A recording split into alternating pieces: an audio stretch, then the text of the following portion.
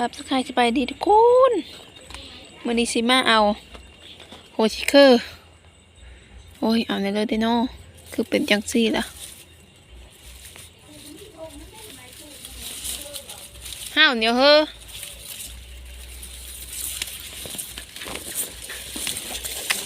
อึบ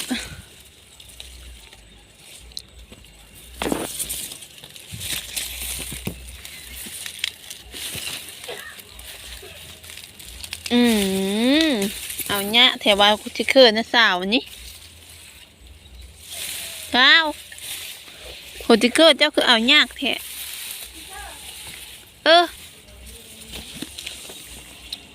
เอาโฮชิเคอร์วันนี้ทานข้าวกับอะไรเอาผักเพียวความทุกคนเก่งนั่นแหละเก่งโนเล่านั่นเลยหน้าเก่งวาสนาดีแท้เนาะได้โพเฮ็ดกินเธอกินนี่มึงมืดละ เมื่อละใดมีจะนั่งบ่งามอะไรทุกคนอืมผักเถิมนะสาวขึ้นอันนี้แท้คือแม่งกินแท้นะสาวสาวมันได้ใจปุ๋ยบ่ผักเถิมนะไปใช้ปุ๋ยบ่แผ่น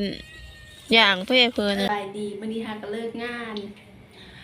านมากับบ่มีอีหยังนี่เลยว่าจะแกงหน่อไม้แกงแจ่วหน่อไม้ไปทุกคนไปแกงหน่อไม้กัน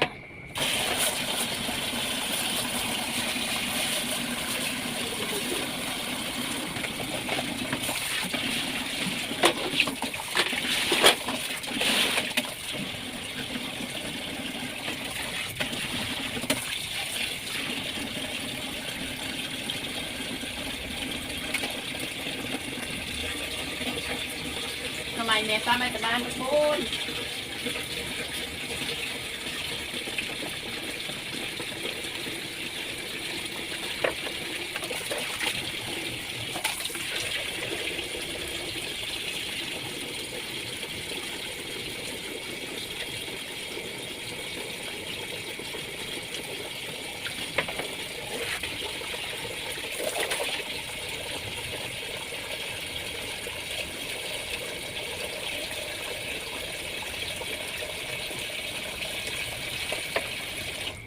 มาตุ่มผม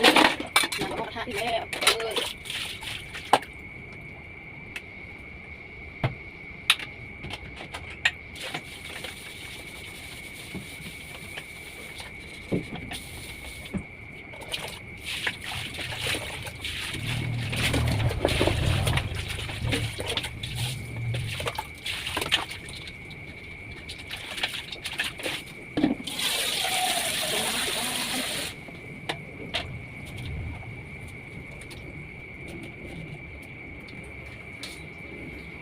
ไปบัดนี้ต้มกัน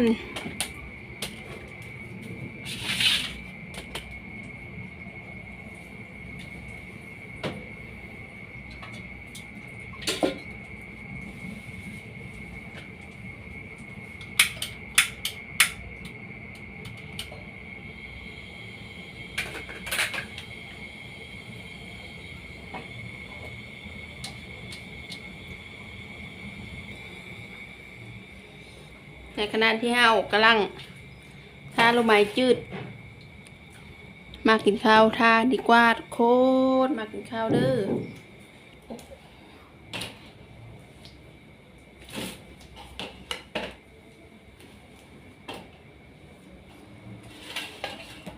มาทุกคนกินข้าวมาเด้อกินข้าวเด้อนี่ก็เป็นแกงเอามาแต่ห้องน้าไว้ห้องน้า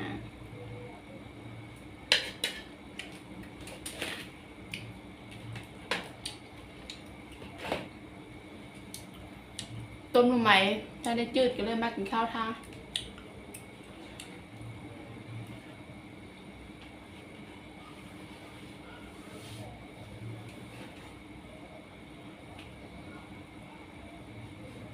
งหน่อไม้ใส่เห็ดปวกไม่แกงเราเล่า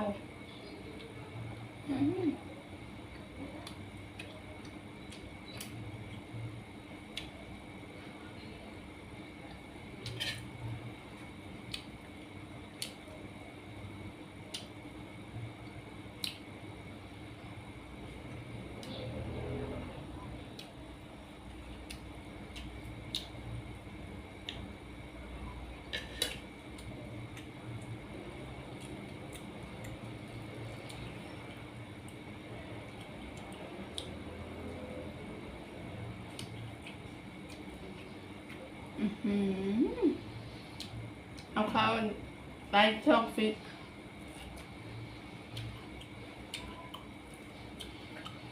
จะเป็นน้ำแข็ง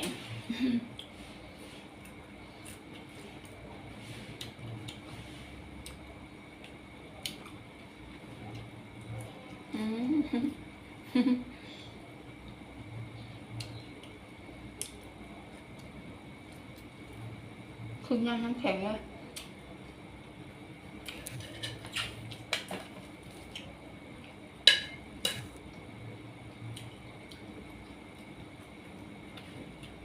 โยกมาสั่ง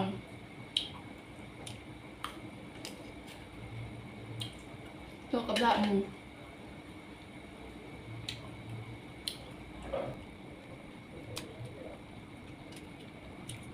แล้ว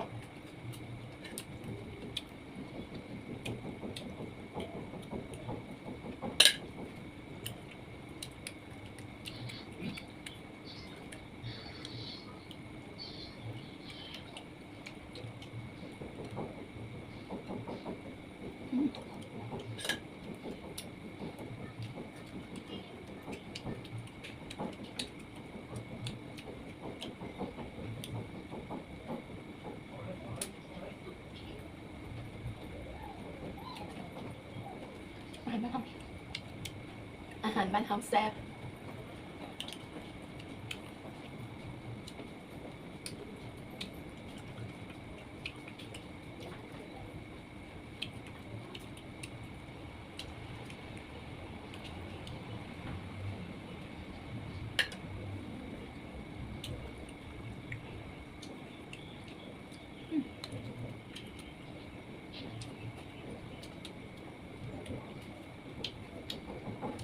อิ่มนะทุกคนวันนี้สิไปเฮ็ดหน่อไม้ต่ออิ่มนะแซ่บๆสุดยอดเลยทุกคนอาหารบ้านเฮาไปก่อนบ๊ายบายเฮ็ดปกทุกคนต้มหน่อไม้กระสุกแล้วนำจนแห้ง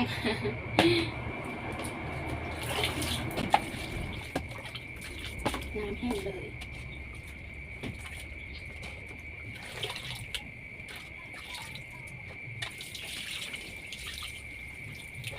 เห็ดหม้อไปได้เลยทุกคนต้มสุก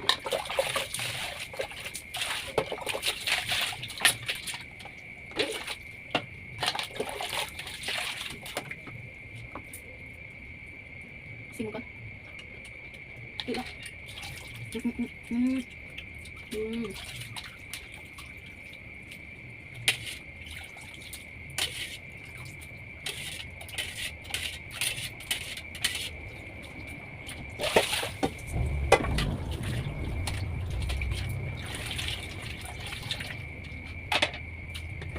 ั่ว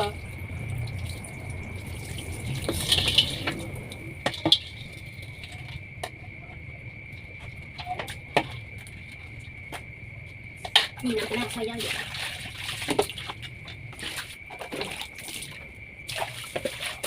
มันมีหน้าแบบแล้วเป็นตู้เสื้อโอ้ยหนักนะเฮ้ยซื้อไปด้วย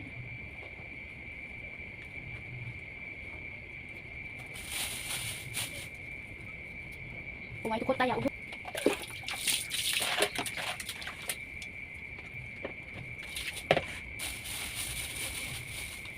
ผักเปรี้ยว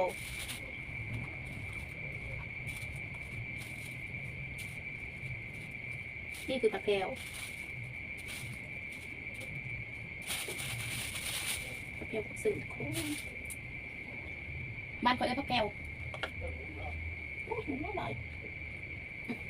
สิตูดลูกมันมีแต่นั่งก้อนตะโกน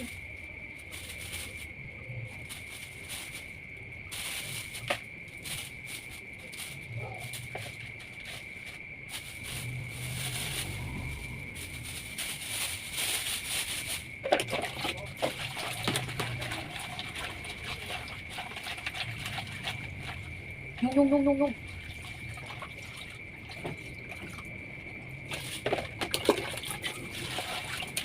มันคือประมาณใกล้ก็ได้หรอกโอ้ยเจ็บ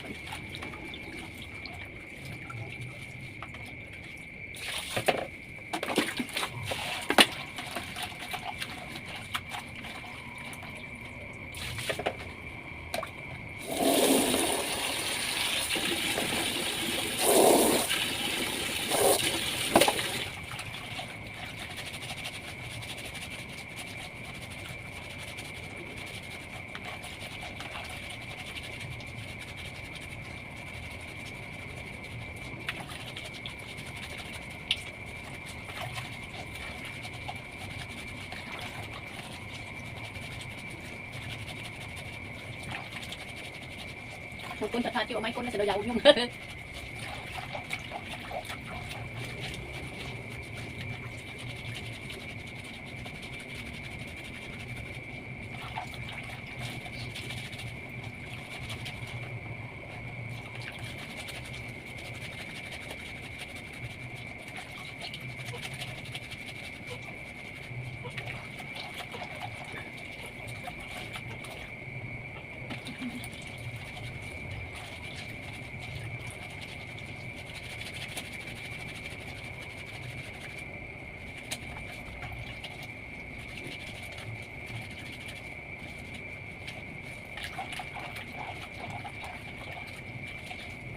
จะนั่งมาแต่บ้านเขาไปทุกคน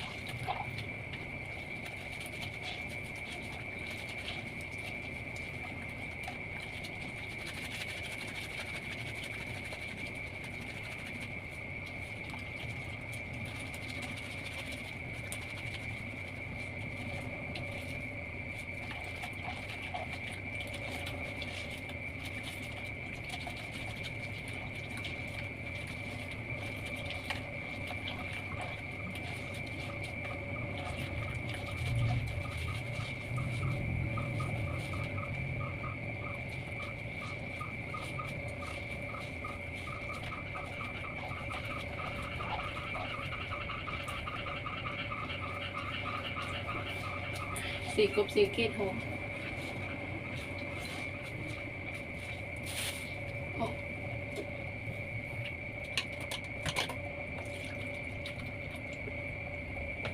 ทำเต็มหม้อเลย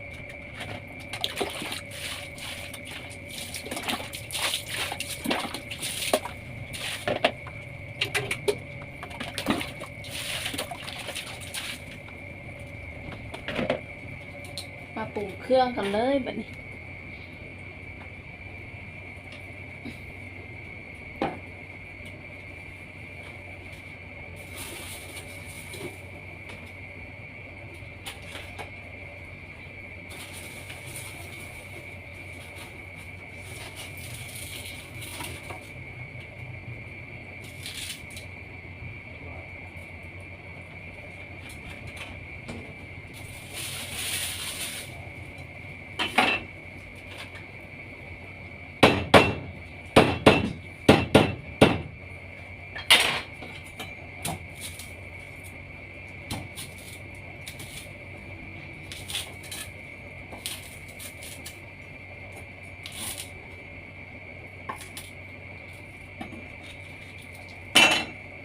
โอ้สีไข่ใส่ลงไป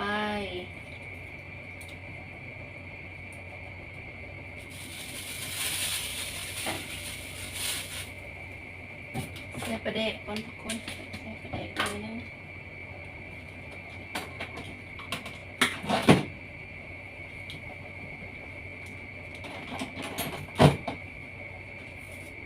ใส่เกลือลงก่อนสิ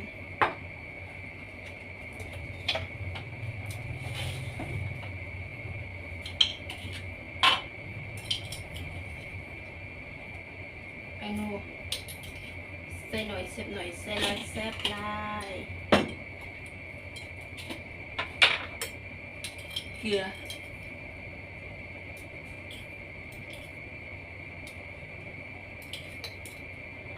ยังเค็มตามสูตรเด็กใส่หน่อยนึง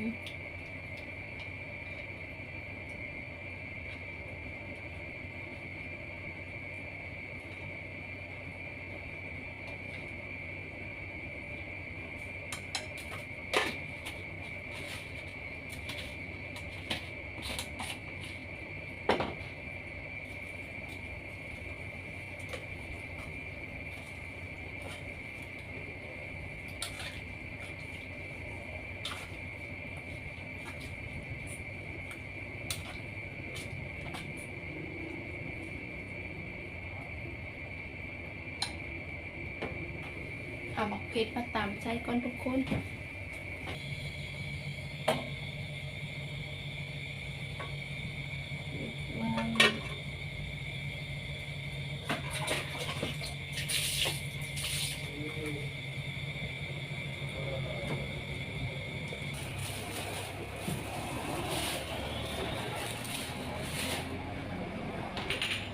ทุกค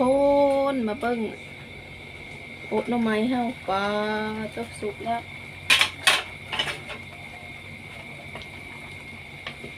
โอ๊ตบ่อยๆมาเบิ่งสิ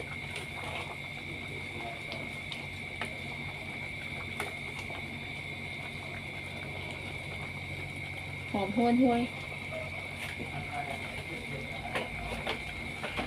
ซิมมึงดุ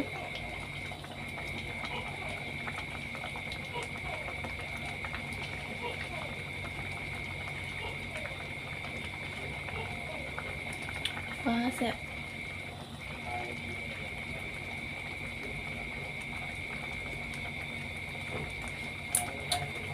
โอ๊ยตื่นเกยก่อนทุกคนตื่นกินจังๆ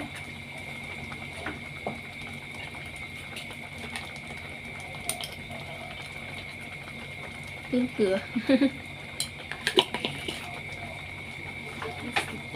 จางๆโอ๊ะเซ่ใส่ปลาแดกอีก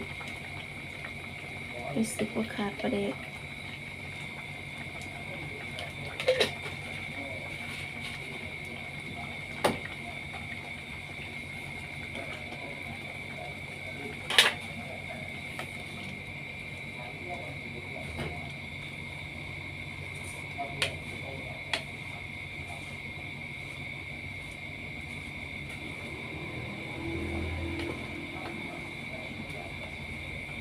เสื้อกระดูกหมูนำทุกคน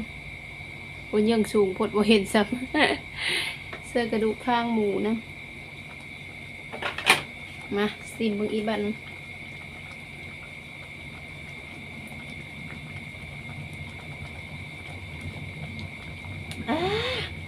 ดาดปะดาดลิ้นโอเคทุกคนพ่อปะนี่คุณละอื่นสาวคุณละเฮาจะกินกันเลย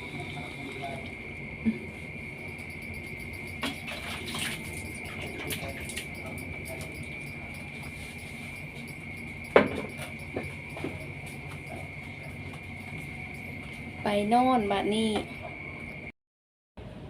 เอาทุกคนตัดภาพมันยามมือเสาเลย อันนี้ก็แต่งตัวสิไปทำงานเลยทุกคนว่าสิเฮ็ดซุปหน่อไม้อันที่โอ้ยเมื่อคืนนี้ค่ะนะแต่ว่าไปซื้อมะเพชรผัดซื้อมะเพชรโคผัดเจ้าว่าบ่มีก็เลยได้มาโคอันนี้เอาโคพริกโคมะเพชรดิบเอา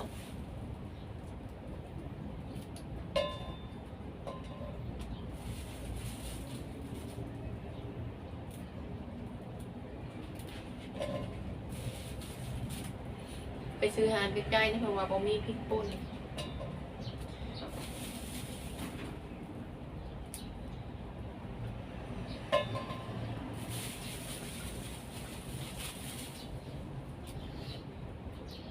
ก็เลยได้มาอันนี้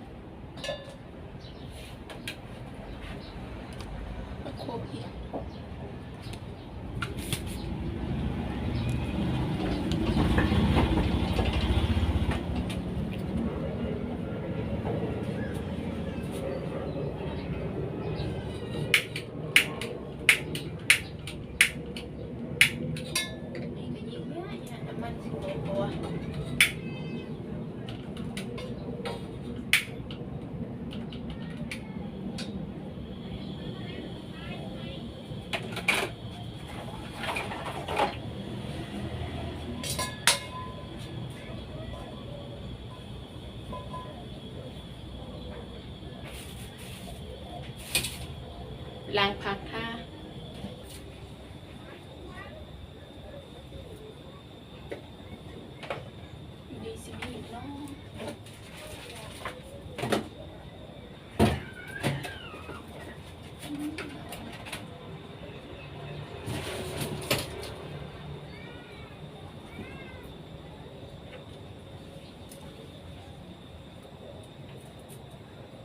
สวย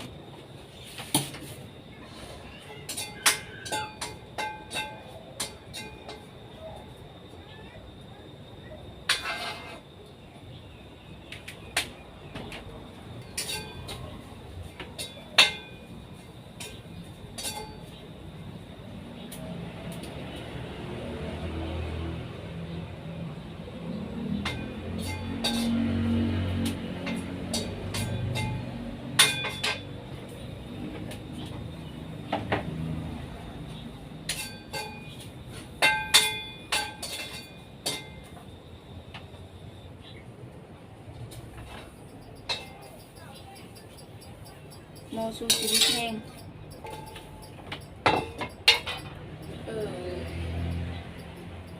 สุดเสร็จไปได้เนาะสุดเอาไม้แบ่งสุกก่อนทุกคนบริอุ่นเลยเอาอีกอย่างนี้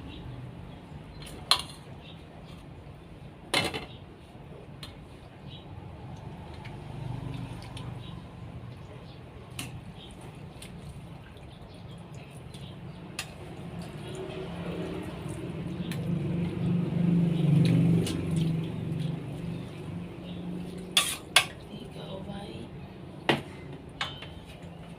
พวกมันวะเอาอุ่นนะครับเย็นไว้ปุ๊บ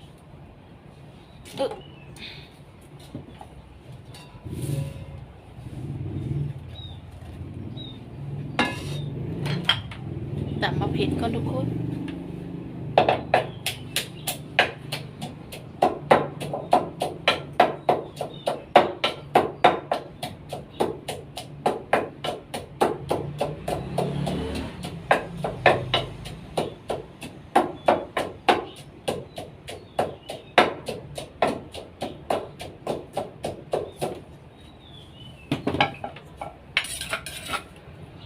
ปลาเป็นตะเผ็ดแท้ทุกคน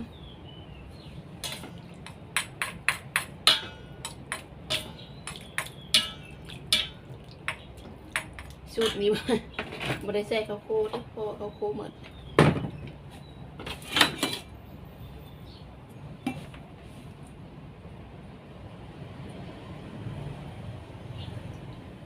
โอปักโบซอยเสร็จเลย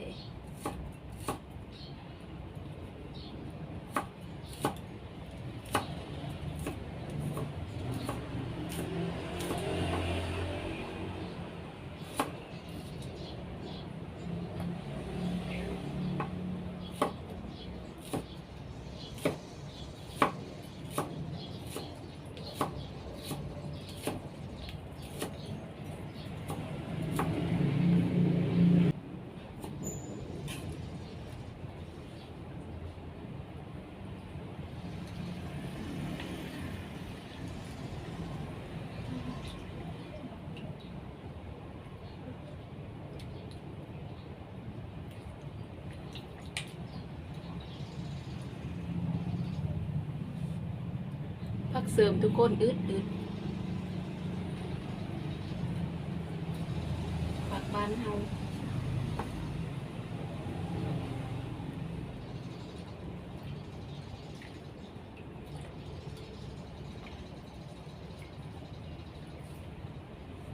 นี่ก็จะเป็นผักแผ่วกินแล้วแผ่วไม่มีแดงไม่ใช่ มันคือผักแผ่วเผา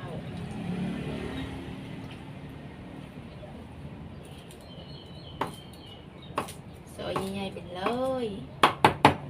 ฟักผม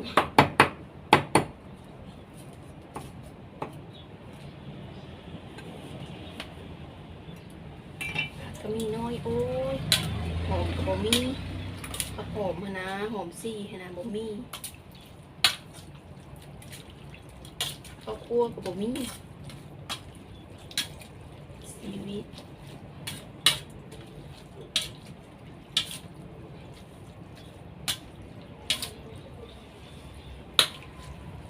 ลาบหน่อไม้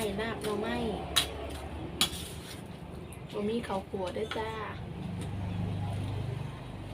ผมเดี๋ยววันอาทิตย์ได้เวลาสีโคพริกละเอ้ยโคนข้าวคั่วละ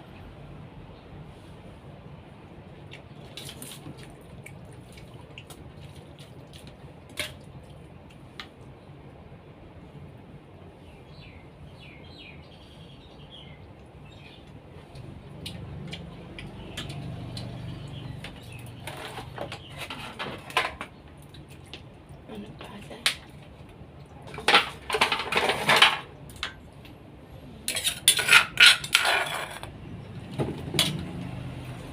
แล้วได้ทุกคนเอ้ยน้ำปลาเพื่อกระดุนให้มันถูกก่อน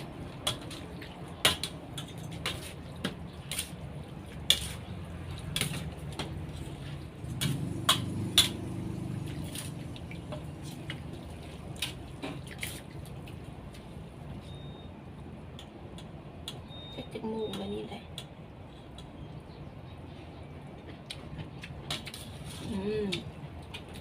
แซ่บแล้ว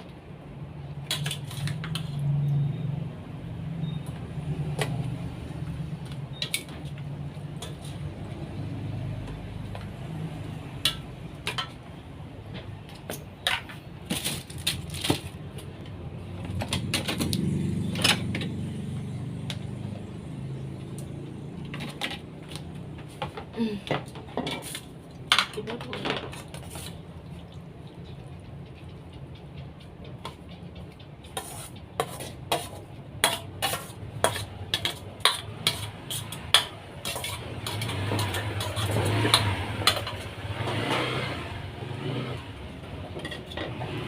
นี่ก็สิเอาไว้ในตู้เย็น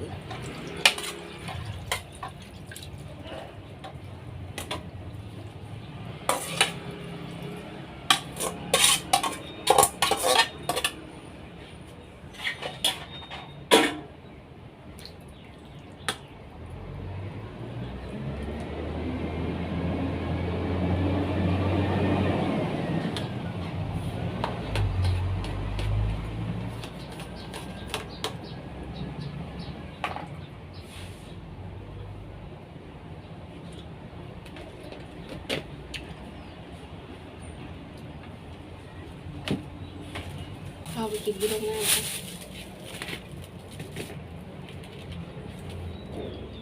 ข้าวก็เต็มติด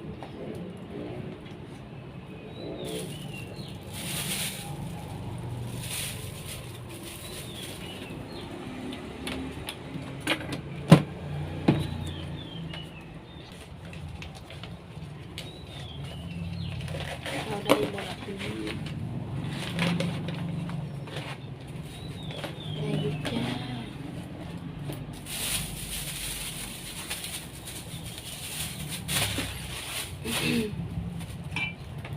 เรียบร้อยแล้วทุกคนกับข้าวไปกินที่โรงงานทุกคนคลิปนี้ก็ขอจบเพียงเท่านี้ได้ทุกคนเดี๋ยวมาตามเบิ่งคลิปหน้าว่าเฮาสิมีพี่เด้อมาเบิ่งเฮาสิมาเฮ็ดพี่เด้อกิน อย่าลืมกดไลค์กดแชร์ในเด้อทุกคนกดติดตามให้สารในเด้อบ๊ายบาย